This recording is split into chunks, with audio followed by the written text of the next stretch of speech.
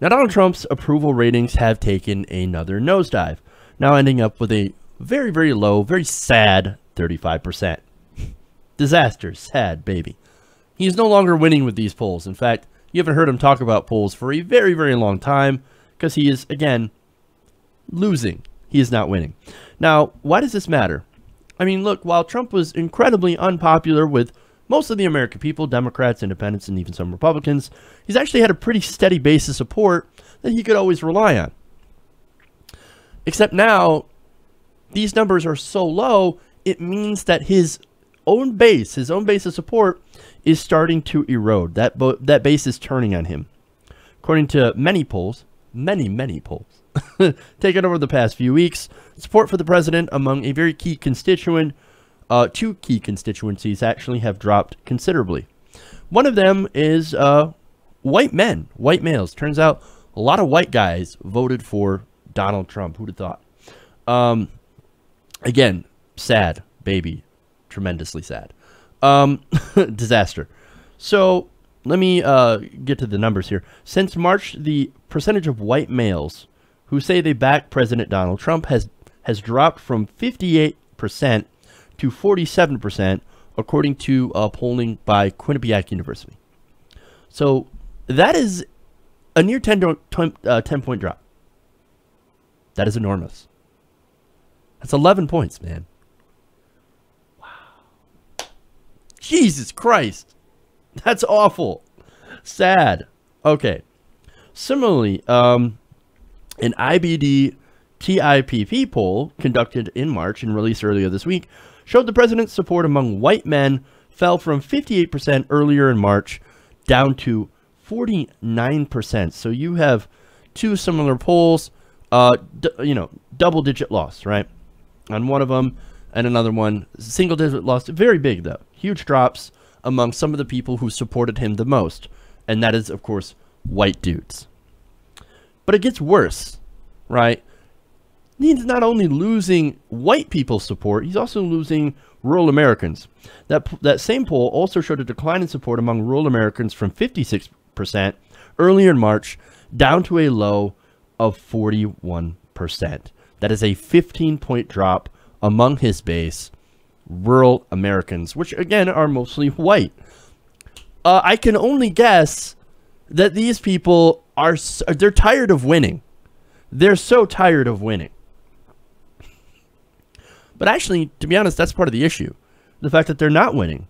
And he's not exactly winning on their behalf. See, look, I know that the major thing that drives a lot of elections is, of course, the economy. Jobs. People want jobs. People want job security. They want to make sure that, hey, they can work and feed their families. Okay, great. Now, turns out the new jobs report just came out today as well. And it is now the lowest that it's been in a month. The economy added a total of 98,000 jobs. And you also had drops in the stock market as well, which, again, a lot of people, Donald Trump would take credit for stock market going up. Well, the stock market just went down. You can take credit for that. Jobs report is down. You can take credit for that. Sad. And look, let's be honest. You can't really give the president credit for any of those. He doesn't create jobs. He doesn't wave a wand and say, jobs. No, that's not what he does. But what he does is that he sets the mood with policy, right? He sets the tone. And right now, the tone for the Trump administration has been utter chaos and infighting and disaster after disaster. So right now, there's no confidence in, on Wall Street. There's no confidence in the business world that Trump's going to get anything done, especially now after the disastrous failure that was Trump Care. In fact, you have Tim Malloy, assistant director of the Quinnipiac poll, said, quote, "It could be that a candidate who built himself as a winner took a huge loss on health care. It could be that a candidate who built himself as a leader and presiding over a White House that, to the minds of a lot of people, is in chaos. For many of Trump's supporters, the president's election victory came in part because they saw him as a winner, and then in their minds, tough and a closer. And Americans have not seen that side of Donald Trump and not any kind of victory lap yet. Because he's not a winner, he is a serial bungler. This guy was born on third base, thought he hit a triple. Okay, he is not a winner. He bungles his way through life. Look, you do any sort of research on Donald Trump and his past business deals. Look, he's bankrupted casinos. And look, even to the point of where, I believe it was like Atlantic City, his casinos were going down. He had to go in and ask his daddy for a loan. So this guy has borrowed from banks so much that the banks won't let him borrow anymore. Because, again, he makes terrible deals and he loses all sorts of money. So this guy he's not a closer. He's not a good deal maker. He's an idiot and a bungler. He doesn't know what he's doing. And so, you know, being in the government and making shitty deals and being such just a bad politician and a bad businessman, well, the American people are actually starting to see that and going, oh my God, this guy's a loser. What have we done? We've elected the class clown. And they're not very happy. Now, there's also other reasons that I think these core constituencies are quite unhappy. And for one, it has to do with, I think, the proposed Trump hard power budget, which is actually more the Ryan budget than anything. Turns out that most of Americans, especially rural white Americans, don't necessarily like the cuts to Meals on Wheels. Turns out there's been plenty of stories out there where people who rely on these programs, they see them getting possibly cut and they're like, oh my God, what's going on? I thought you didn't say you were going to cut it for me. You're going to cut it for everyone else, those people, but not for me. No, I need that. I need that program. I need you to keep that program. What are you doing touching it? You said you were going to help me, not hurt me.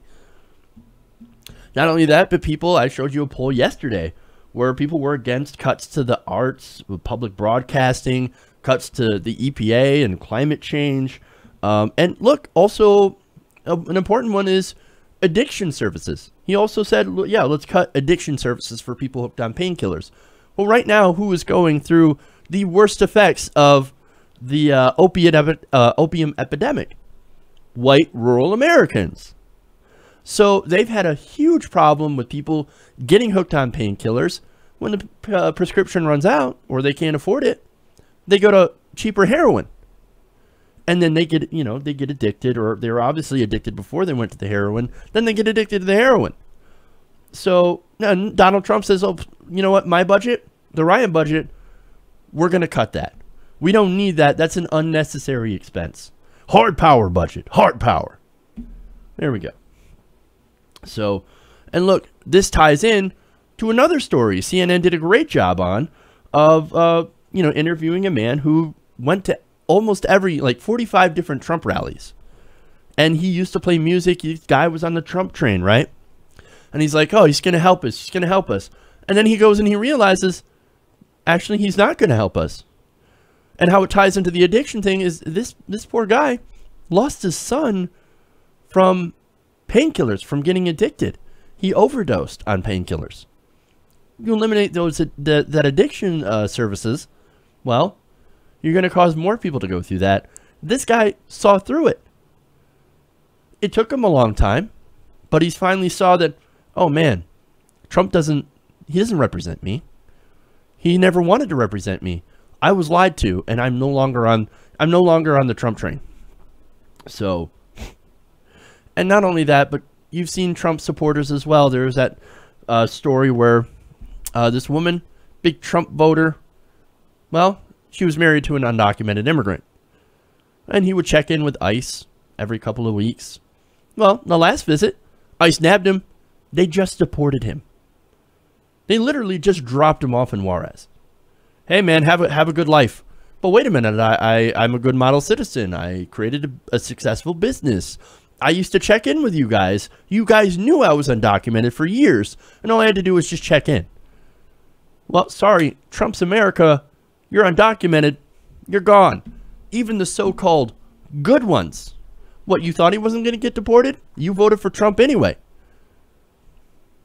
So there you go. And also I did another thing where South Texas, where there's a plurality of Trump supporters, overwhelmingly for Trump, are now pissed off because the plans for the wall were going to go through their land. It's going to cut through their land and put them on the Mexican side of the border. What did you think was going to happen? What did you think was going to... They weren't thinking, and now that they know the truth, they're starting to turn on him.